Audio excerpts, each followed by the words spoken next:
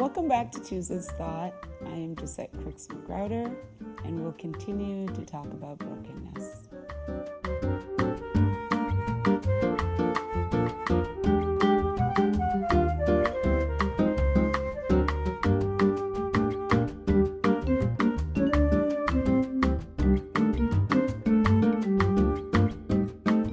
So last week, we started working on how to change negative thinking through an approach called, or a technique, automatic thought records.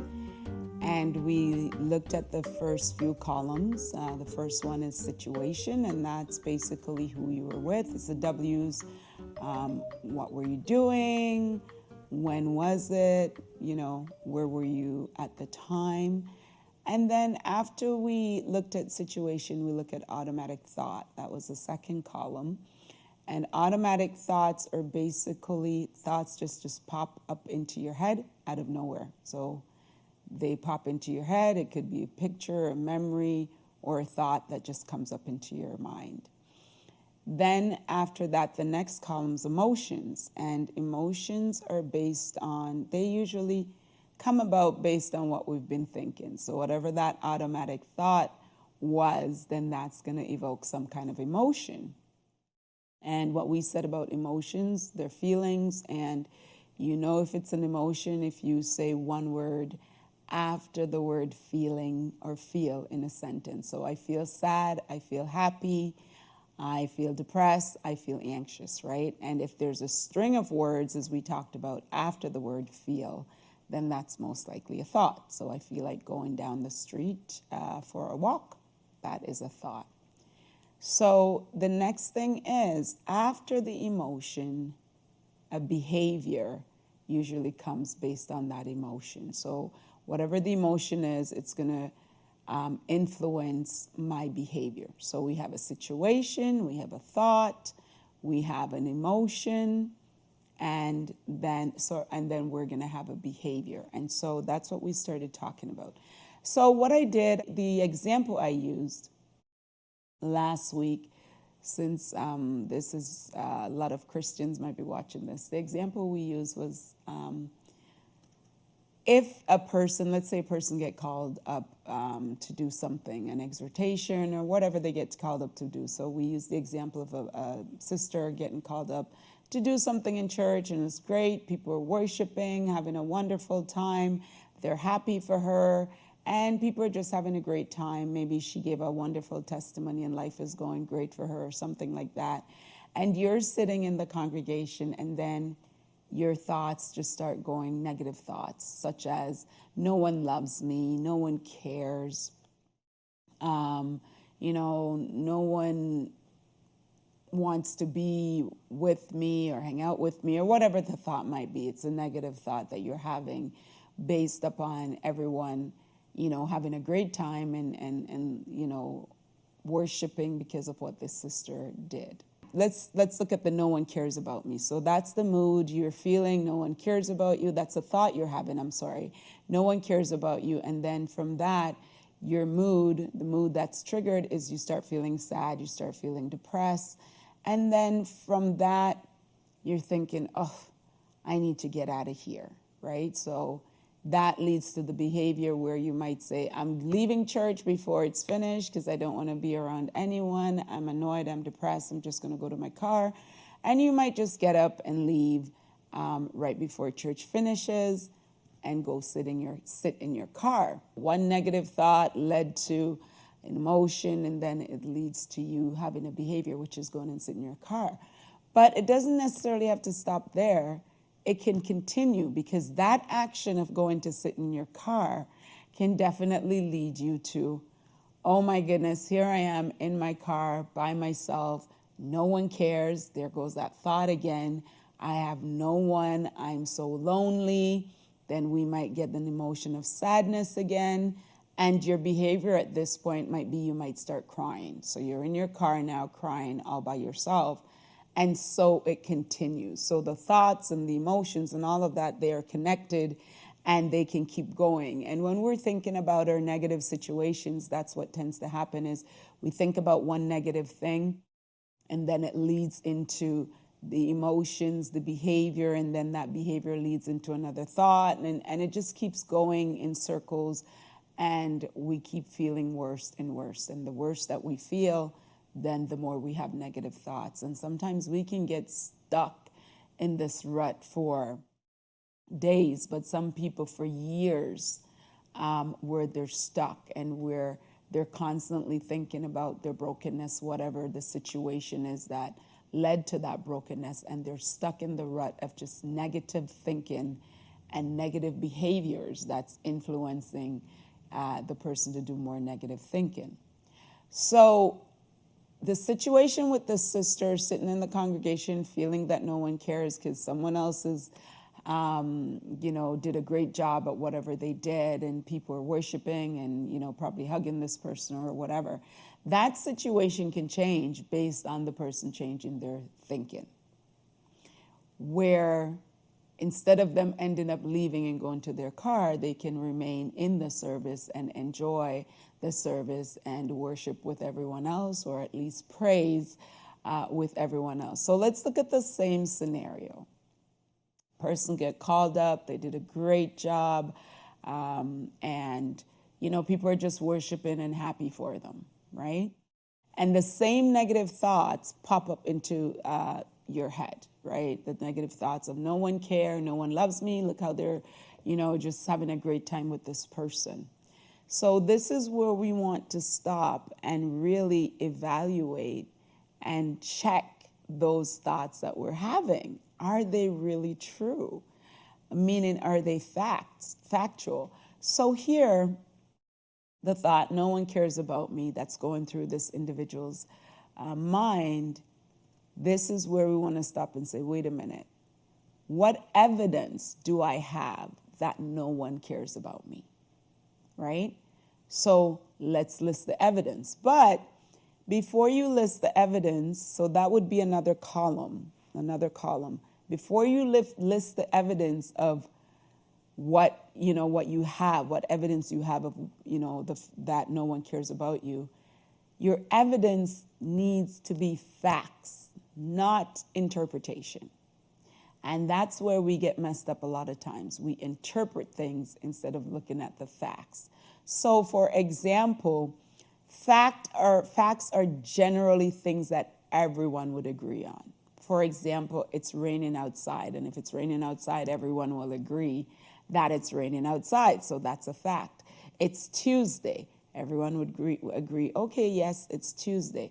Jassette's wearing blue, provided you don't have color blindness, you'd most likely say yes.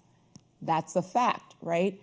And so that's what we want to use when we want to list that no one cares about us. What are the facts? So instead of interpreting what we think, people think and all of that and calling it facts. So let's give this a try. What are the facts that no one cares about me? This person might say, well, no one called me last week and asked how I was doing.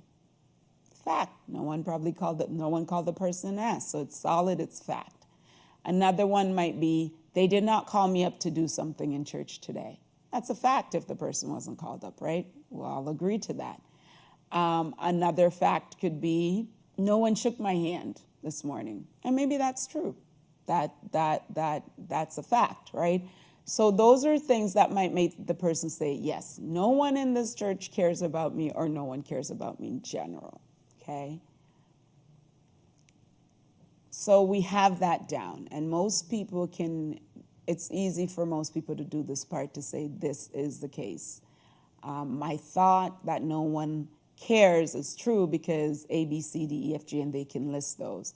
But make sure they're facts and not interpretation. Now, we're going to another column, and this is very important. This is where we want to change the negative thinking. We want to say, okay, what evidence is there that my thought is not 100% true?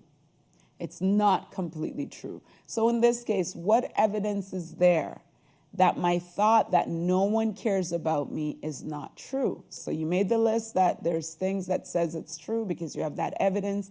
Now you're going to make a list that's saying, nope, that thought is not completely 100% true. So ask yourself questions like this to make this list.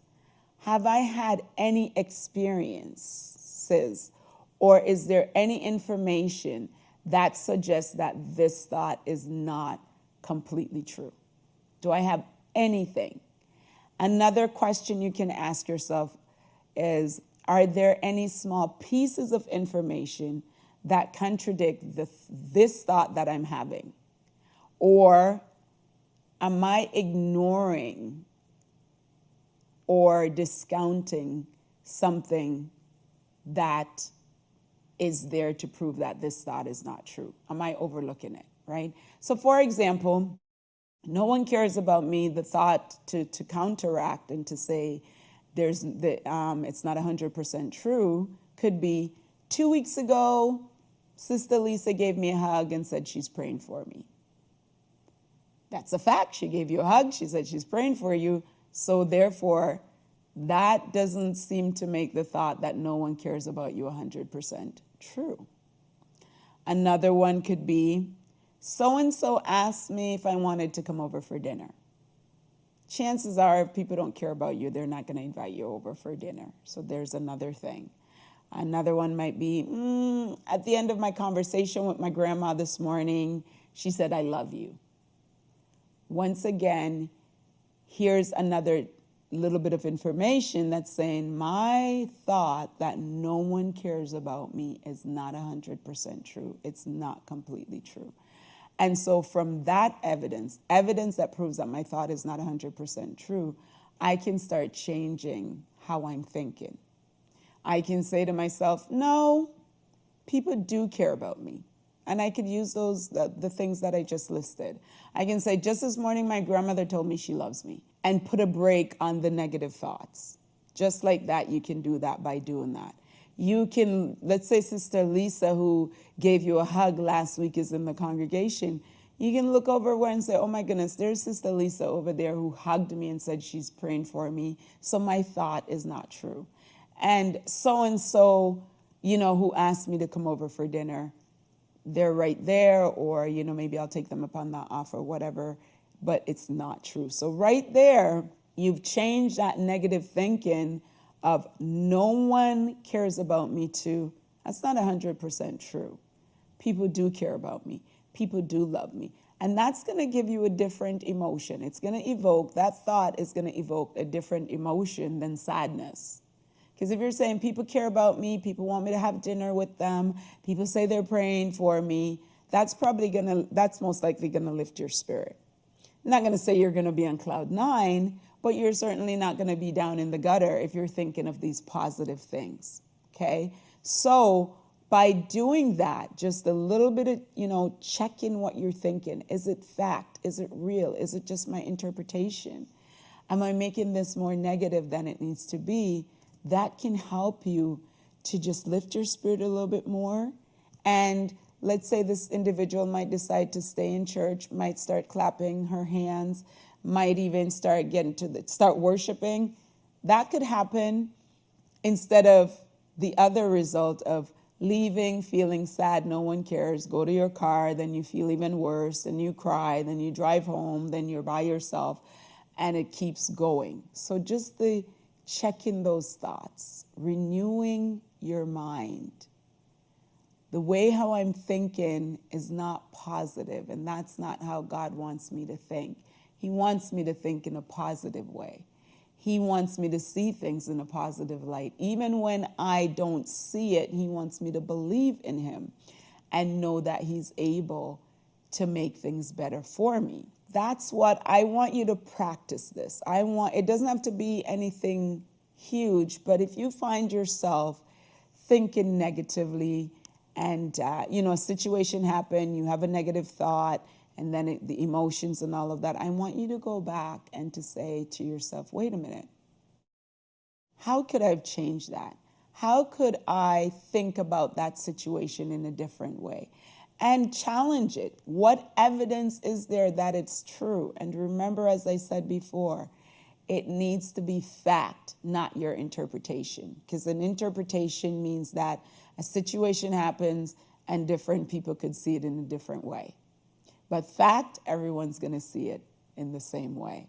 And so I want you to challenge that. And then go over and say, what evidence are there that this thought is not true? And be honest with yourself with this. Because if you're not honest, you're going to go right back into the negative thinking that, in the example I gave, is that no one cares about you, right? So be honest.